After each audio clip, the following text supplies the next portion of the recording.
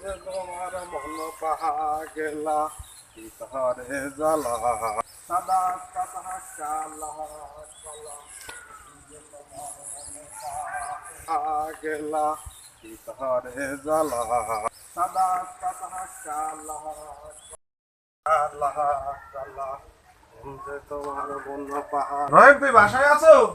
তুই দেশ বাইরে নেই না, বাজার দিয়ে গেলি না? দুই কে দেখবেন রহিম, তুই বাসায় গেলি না? তুই কি অসুস্থ? রহিম, রহিম, ও দব্বার বন্ধু তুই আইসো। আজকে তো আমার জ্বর খুব, আমি যাইতে পারবো না, তুই গেলে যা মাছ ধরতে। বুঝলি, আমি বাজারে বাইরেতেও পারি না। আচ্ছা ঠিক আছে, আমি গেলাম। আচ্ছা, আর বন্ধু আজ কিন্তু আমাকে সে সাবধানে যাইস। আচ্ছা ঠিক আছে। শুধু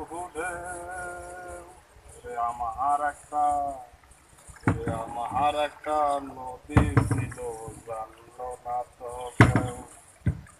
সেইখানে একটা নদী ছিল, জানলো না তো কেউ। আজকে রাশিটা তো ভালা, খুবই মাছ পড়তে আছে।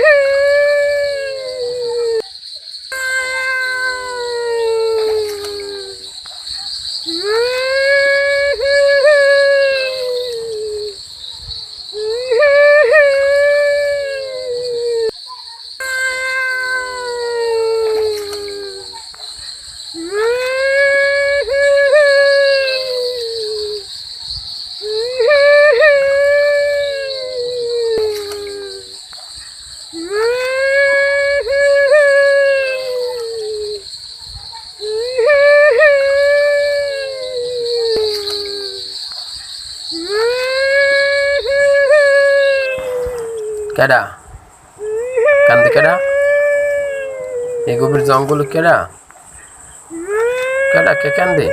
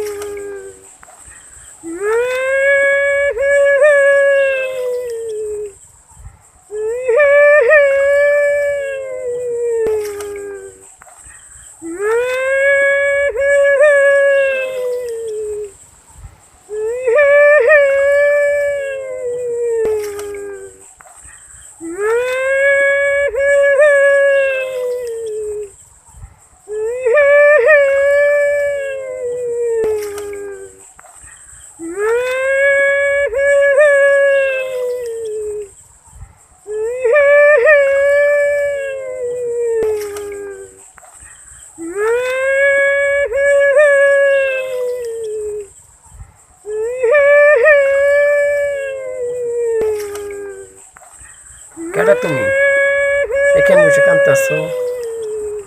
ওই ছেলে, কাঁদতেছো কেন? এই গভীর জঙ্গলে তুমি একা বসে কাঁদতেছো? কথা বলো।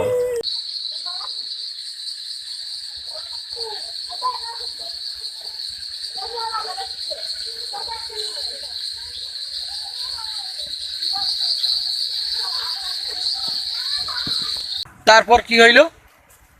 তারপরে তো ওই ও দৌড়িতে দৌড়িতে জঙ্গল দিয়া পরবর্তীতে দৌড়ে হাঁপাইয়ে যাইয়া নৌকোর উপরে বেউস হয়ে পড়ছে। বেউস হয়ে পড়ার পরে ওর তো হুঁশ নাই। ওই গভীর রাত্রে ওই হুঁশ নাই। ওই নৌকা আস্তে আস্তে ভাসতে ভাসতে নদীর মাঝখানে গেছে।